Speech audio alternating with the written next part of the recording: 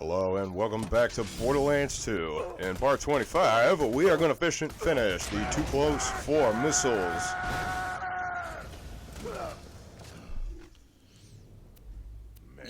After we decide to upgrade. Into asbestos. So eventually I do make my skill tree branch all the way down to the bottom, where if you stick your middle finger up, you get brief invulnerability from attacks down to about like between 70 and 90% damage reduction, and you get a full bar of health.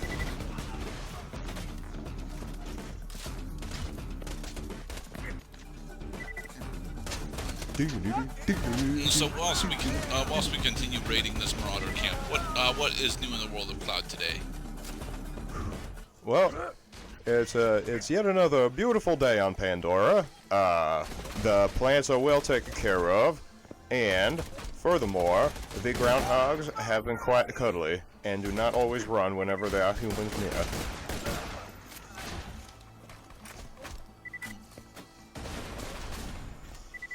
What else is new in the world of Gerdat, whilst he was also watching Borderlands 2 off screen? Not a hell of a lot. The randomizer run that I'm running for Dragon Warrior Monsters 2 Terrorist Adventure is going along. I had to Game Shark in the goddamn pirate key because the kids class doesn't fucking work, and both the people that were working on the randomizer have stopped working on it. So that is sad for me. Man, why stop what is essentially God's work? Gun accuracy. Reload speed. Oh, recharge delay. Yeah, that's a tough one. Damn it. That was a dilemma, because I could have gone either way on reload speed or damage recharge delay. He's just bugged out. Okay. I love it when they bug out. Which does not happen all that often, by the way. So another thing that is new in the world of Gerda is I, at Cloud's request, actually went out and picked up Borderlands 2. Yeah. And I am enjoying it, but there are several things that I've noticed specifically about the PC version that I'm not entirely sure if we've shown off during our playthrough yet, but I want to go into it.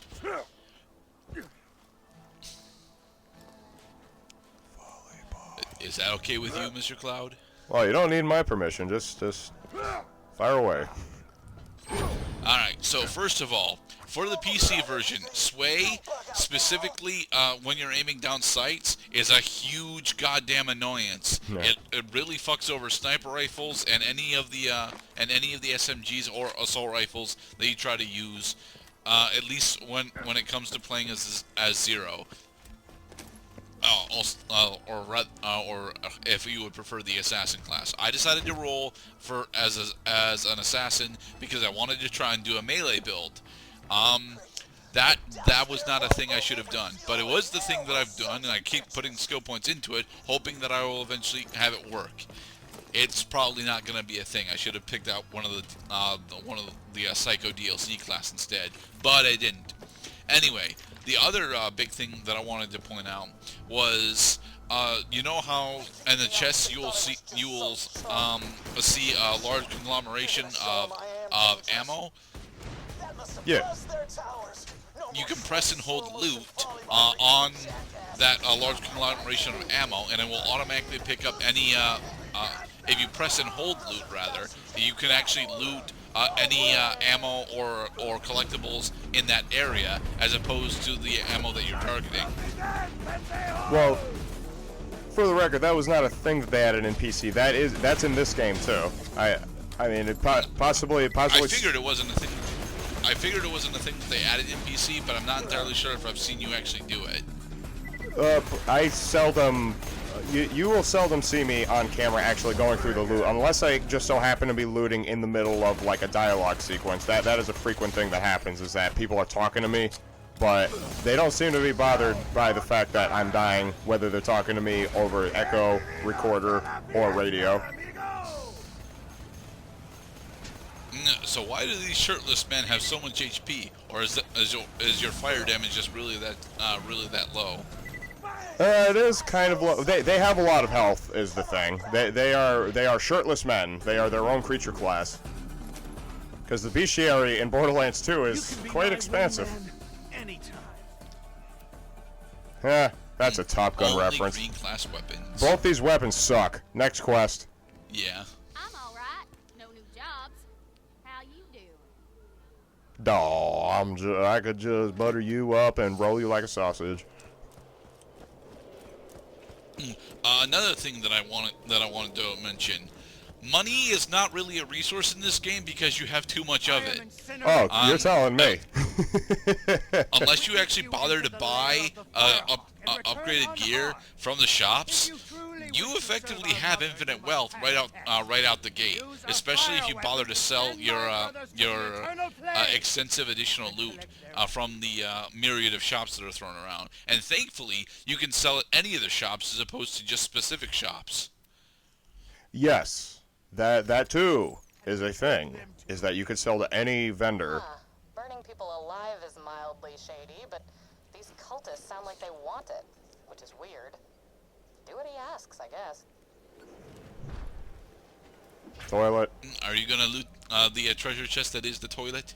Well, I'm in a low level area, so it could be rare, and that will help me complete my rarity challenges. But they're pretty pathetic weapons, or shields, Okay. or grenade mods, or whatever the fuck.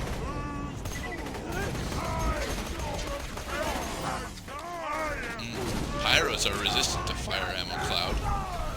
It's not very effective. ... Oh, Goliaths. Goliaths, apparently have the ability to level up by killing their friends, and they eventually become ultimate badass Goliaths, whose level is about 3 or 4 times their starting level. We have seen Goliaths level up slightly. Well, we've seen, right, when they do actually frenzy and when they do actually start successfully killing people. They level up by getting enemy XP.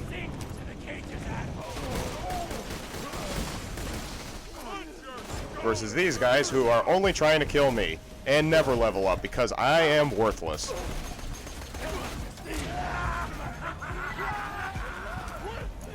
So, do you need to kill these enemies with fire weapons in order to generate ashes? Looks like it. Yes, you do. Okay. And I like that about this game. It finds interesting and novel ways to get you to do the things. Aside just you are required to use fire weapons. No, it's because you got a barbecue and you left the goddamn pork roast on for too long.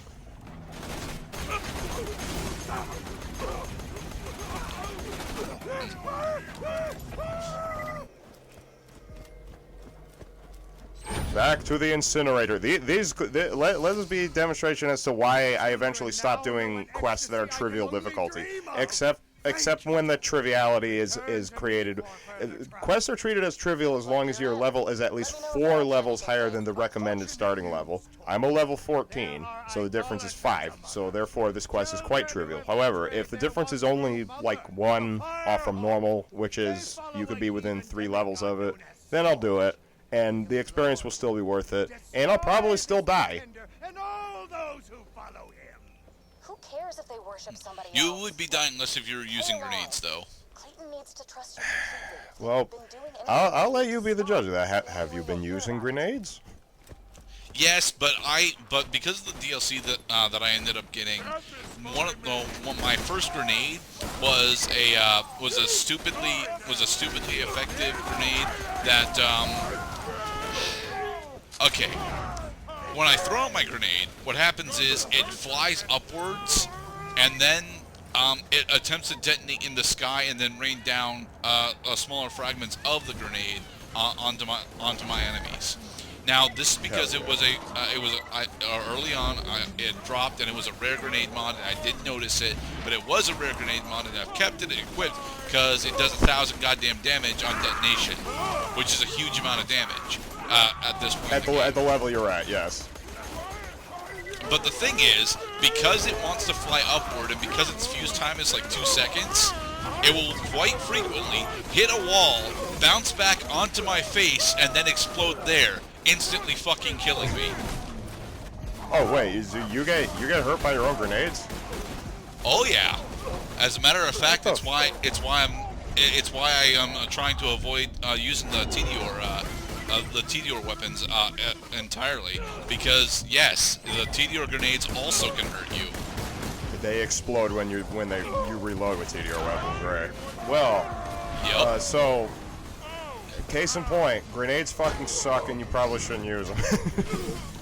No, I do not agree with that at all. I am rather convinced that for the larger enemies like the Bruisers and Goliaths, you should be using your grenades, especially if you get elemental grenades that, you know, deal either corrosive or shock damage. Because, man, one of the things that the game doesn't really stress enough to you is the fact that certain enemy types are very vulnerable and can only really be dealt with by using other enemy types while exploiting physical weaknesses.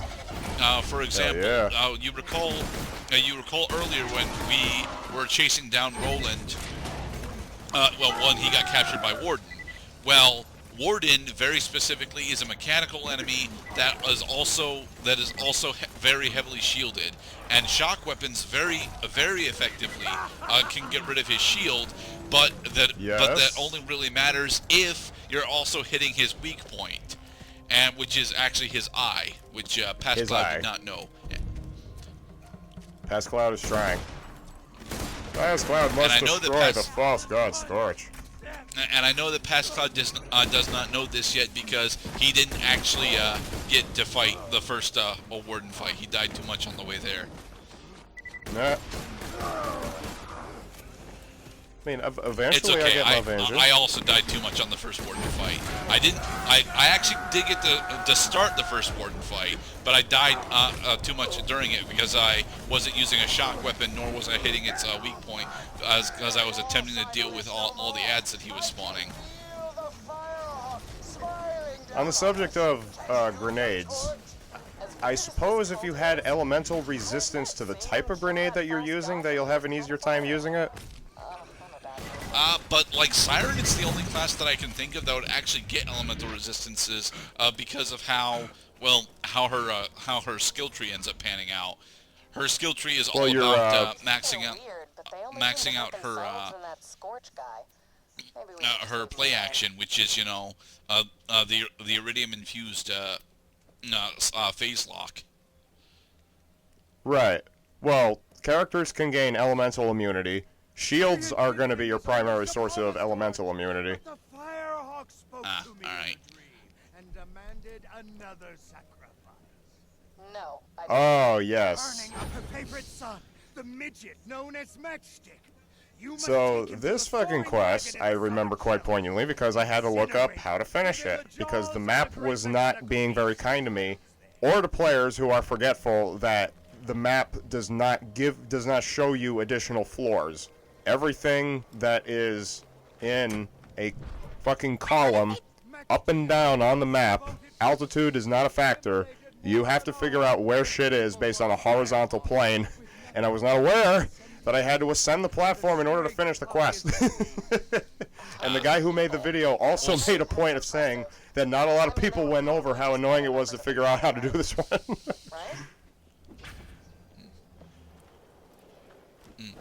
Okay, but Soaring Dragon, the Soaring Dragon was one of the first areas that we were at. Yep, and we're fighting Boom Boom again. Because bosses respawn! Yay!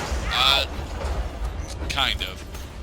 I'm serious, Cloud. You have explosive grenades, use them here. Because, I'm level fucking 14! Yeah. Well, we're talking about marginal benefit. I am just banking on how over-leveled I am right now. Right. Not to mention, I don't even think I got credit for killing a boss character because his level's too low. Oh, 15 points. No, you got 15. Yeah, you got 15 from Boom. Still basically nothing.